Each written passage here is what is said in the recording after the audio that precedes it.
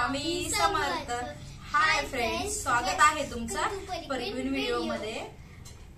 आजचा दिवस तुम्हाला छान आरोग्यदायी जावो ही स्वामी चरणी प्रार्थना।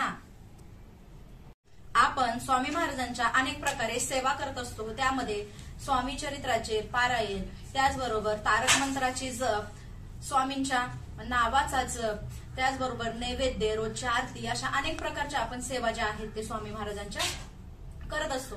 त्यामध्येच आणखीन एक नवी सेवा आपल्याला जी करायची आहे स्वामी महाराजांच्या प्रकट दिनानिमित्त, ती सेवा म्हणजे स्वामी समर्थांचा लिखित नामजप। तर हे लिखित नामजप कसा करायचा, त्याबद्दल लिखित नामजप केल्यानंतर काय फायदे होतात आपल्या जीवनामध्ये, त्याचबरोबर त्याचे नियम कोणते कोणते पाळायचे, या सर्वांची संपूर्ण माहिती मी आजच्या व्हिडिओमध्ये घेऊन आलेली आहे।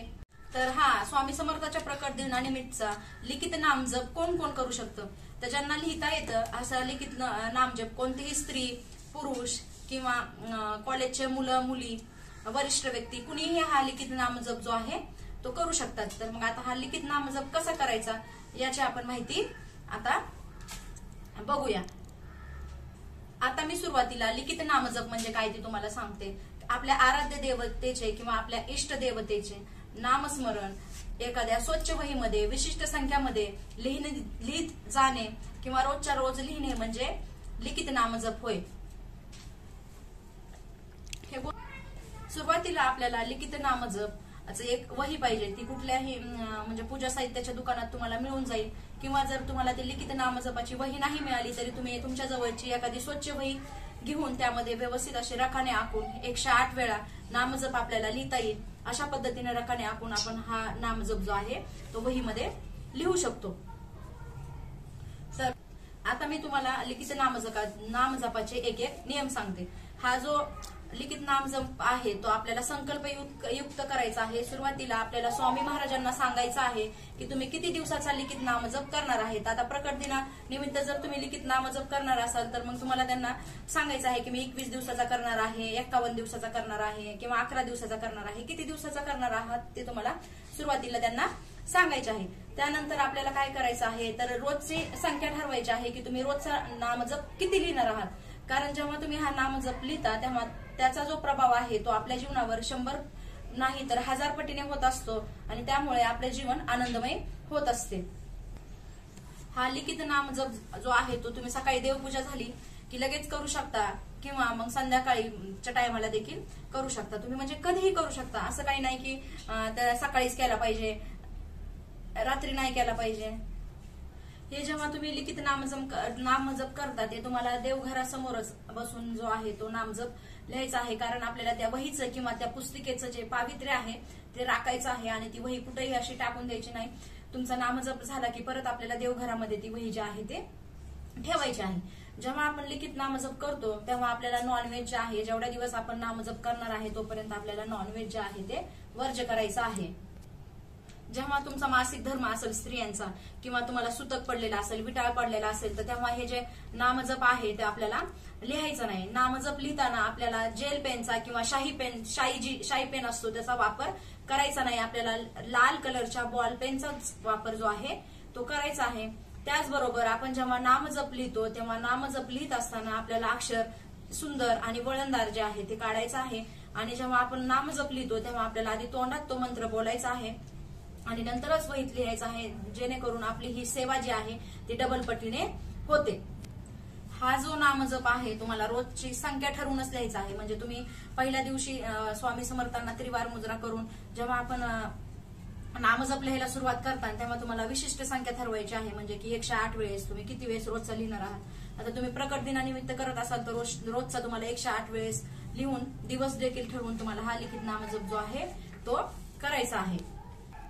तर या लिखित नामजपाचे फायदे काय ते मी तुम्हाला सांगतो। आपण जेव्हा लिखित नामजप करतो तेव्हा आपलं मन जे आहे ते एकाग्र होतं, कारण आपण जेव्हा कधी आपण लिहित असतो तेव्हा आपलं मन जे आहे ते लिहिण्याकडे एकाग्र झालेलं असतं, त्यामुळे आपलं मन इतरत्र जात नाही आणि आपलं मन एकाग्र होऊन आपण जे स्वामी आहेत त्यांच्याशी एकरूप होऊन जातो। आणि त्याचबरोबर लिखित नामजप आपण एकदा तोंडातून बोलतो आणि नंतर वहीत लिहितो, म्हणजे आपली स्वामी महाराजांची डबल सेवा जी आहे ती घडत असते।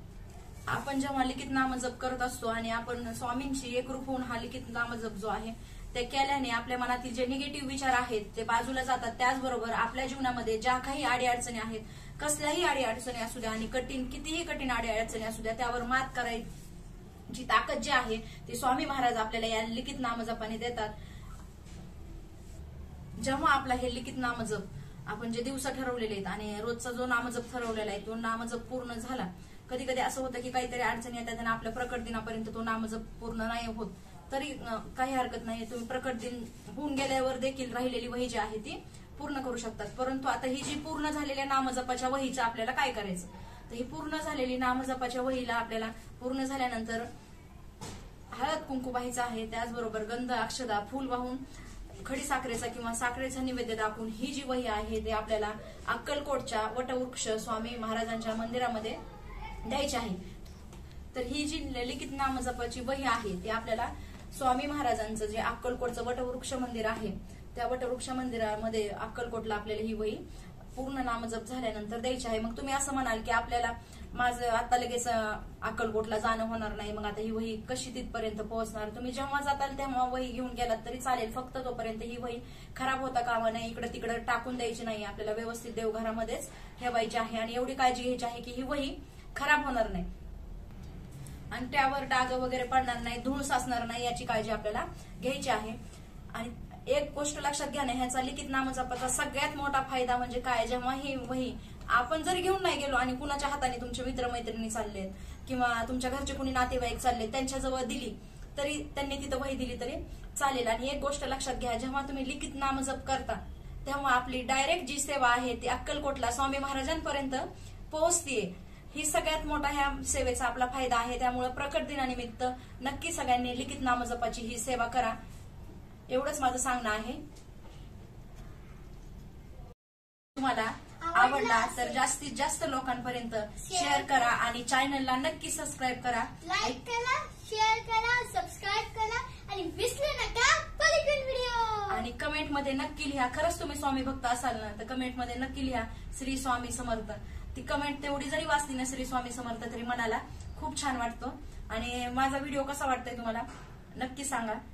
अशीच नवनवीन माहिती घेऊन भेटूया पुढील व्हिडिओमध्ये. तोपर्यंत बाय बाय. तोपर्यंत विसरू नका पलीकडील व्हिडिओ. बाय.